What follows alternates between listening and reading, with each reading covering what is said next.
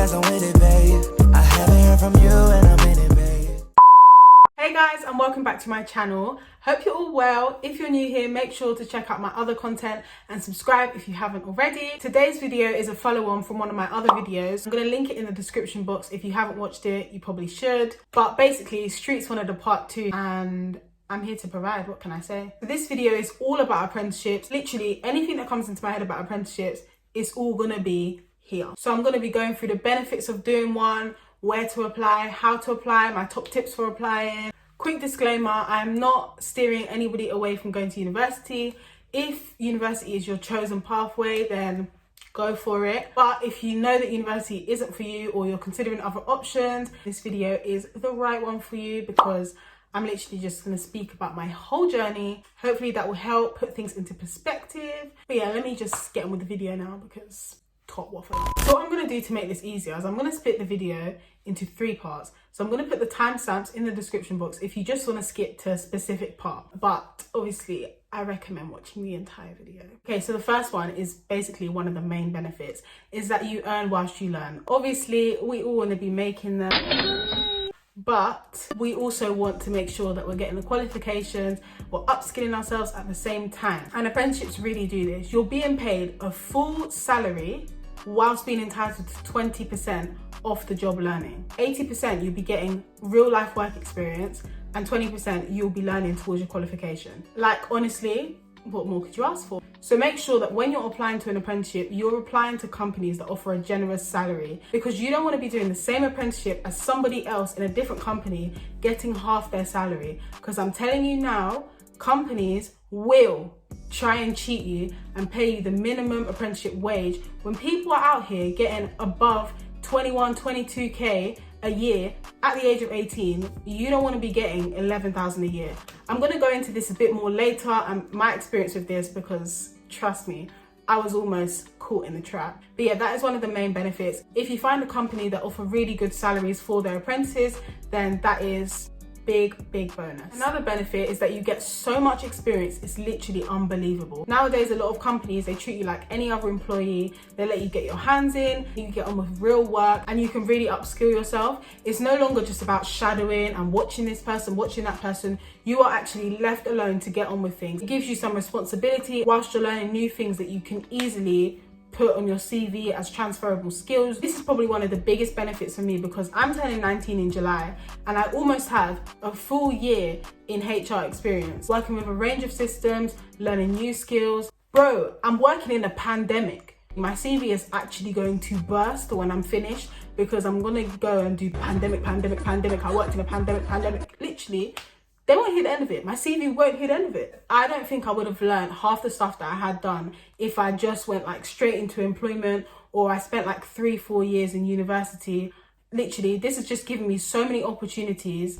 Another benefit is that you really improve your employability. This basically links a little bit more to the other one, but with more experience, real life experience, work situation, with references. If you have a good company, you get your employer's credibility on board.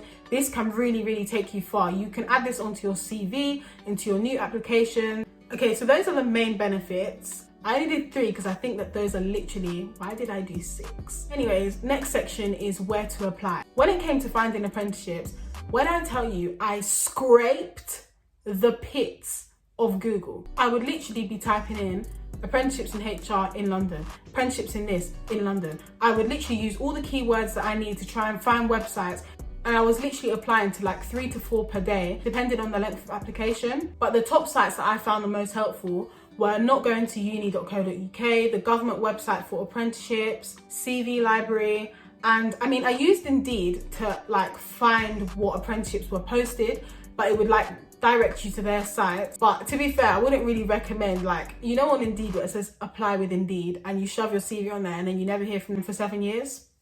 It's a waste of time, really. But yeah, those are like the top sites that I use. And I think all of these sites have filters on them, so you can filter by profession, by what level you want, by the duration of the apprenticeship. So it's really good. It narrows down your search. It saves your time. I'll leave direct links to them in the description box. So if you are looking at the moment, you can just click straight on. Okay, so now I'm going to talk about how to apply and my top tips for applying and what you should consider when you are applying for apprenticeships. So firstly, when you are applying, I would make sure that you have the job specification.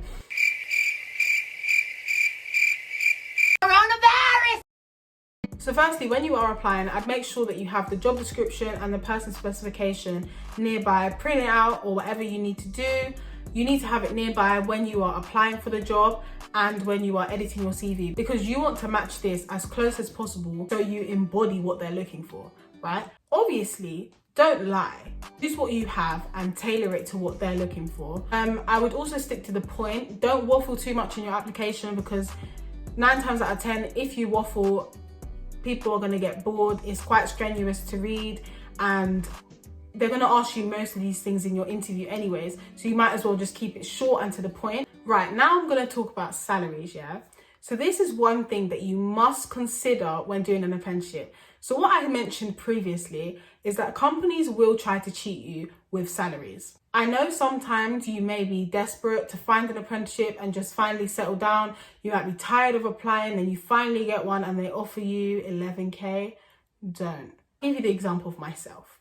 I was so tired of being rejected. Literally, I was applying to so many and being rejected time and time again. When I finally got offered one, they offered me a salary of £11,000 per year to do an apprenticeship in property management. Sorry, but am I a free worker? Do I have something written on my forehead? At this point, I was so desperate for work. I was literally this close to taking the job. Luckily, things didn't work out. I applied to more, I cried some more. It was literally just a waiting game. I was applying some every single day, then you've got to wait for them to come back, then you've got to do the online assessment, then you've got to do the interview. It takes time. That is the main thing. I want to say be patient, because things will work out. And that is a big shout out to my mum for telling me that things will work out. Every time I cried, she said, it's okay, things will work out. And literally, it honestly will. Like, after that, God did wonders and I secured my apprenticeship where I'm at now. I make over 20k a year at the age of 18. I've moved out, I've got my own flat, I can afford the things I want to do, I'm getting my qualification paid for, and I enjoy what I do. Probably the best decision I ever made. Like, I would never go back. Before, obviously, I had my doubts, regretting going to uni or whatever, but honestly, hands on heart, this is the best decision I've ever made. And trust me, I don't make good decisions. So my advice would be to make a comparison table. This is what I did. So what I did is I put the companies down the side, I put the profession, the salaries, the benefits, long-term benefits, and I wrote all of this down and I decided which ones I was actually gonna put my time into and apply for. So you basically compare it, you see what the benefits are for you, and then you apply. Also, another thing to consider is the duration of an apprenticeship. So at first I was like, yeah, I want to do a degree apprenticeship because I still wanted a degree, but I just didn't want to go to uni full time. So I was looking at degree apprenticeships, and the more I looked, I was like, do you know what? I don't want to be on the same salary, the same company for that many years. Like, some of the degree apprenticeships are like 5 or 6 years, especially the ones I was looking at. So I was like, no, I don't want something that long. So I started looking at apprenticeships that were around 18 to 24 months. Like 2 years max was the max that I was looking for to do an apprenticeship. Because like I said, I was looking for progression. I don't want to be on an apprenticeship salary for like 5 years. So yeah, I would really think about how long you want the apprenticeship for, because the benefit of having a shorter apprenticeship is that you gain a lot of skills in a short amount of time, you gain your qualification, then you can move on. You can also do another apprenticeship. And by the age of like 20, you could have finished your apprenticeship and your company could employ you full time, your salary could go up. Think about it. Wow. Think about it, think. So moving on to the application process, this all depends on the level that you choose to do. So as you know, there are from level 3 to like level 7, I believe, in apprenticeships. Level 6, level 7 is like degree apprenticeships, and level 3 to 5 is just your standard apprenticeship where you get like any qualification that they offer. With level 7 and other degree apprenticeships, there's usually about 7 stages, I want to say. I wouldn't know since I've never got past the first stage for the only one that I applied for, but you know, it's fine. Anyways, the level 3 to 5 apprenticeships usually have around 3 to 4 stages. It depends on how quickly their process is, but typically it goes in the order of an online application, then an online assessment, then an assessment center, and then a face-to-face interview. Some companies will like to add like telephone interviews just to get to know you a bit, or some of them can skip the online assessments and only do like an application, then an assessment centre, and then the interview. It just depends. So with the application process, you want to make sure that you take your time and you're selling yourself to the best you can without waffling, being concise, all that good stuff. The online assessment is usually just questions that are like common sense questions, or it's usually aptitude tests or numerical reasoning, short questions just like that. At assessment centres, they'll ask you to do numerical tests, English tests, and they usually ask you to do an activity relating to the role that you've applied for. So say for example, you've applied to project marketing, something like that, then they'll probably ask you to work in a team and come up with a product and market that product. It's not really something you can prepare for, just obviously the usual. Make sure that you're confident, make sure that you can think of ideas on the spot, use your common sense and go for it. But with the numerical test and the English test, sometimes companies usually send out packs that you can practice with, and if they do that, then I would suggest practicing a few of them. You don't obviously have to do them all. Interviews. Now, interviews, they're scary, but honestly, the more you do, the more you get comfortable with speaking, the more confident you are. What I will say is, don't have the mentality of, oh, I'm gonna wing it. Prepare by researching the company. You want to look at their values, you want to look at what kind of staff they employ, you want to look at their goals for the next year, but make sure that you are prepared to an extent, but you're also letting your personality to come through.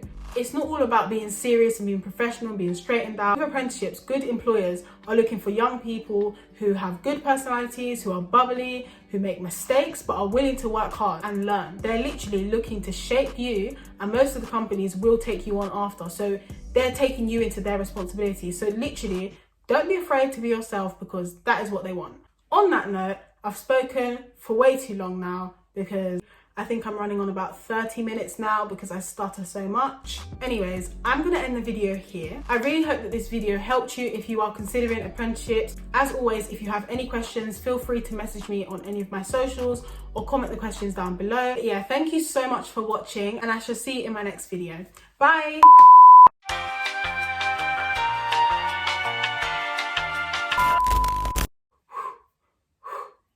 Also a quick just cut the cameras at this point. Thinking he's a player, he's a member on the team. He put in all that work, he wanna be the MVP.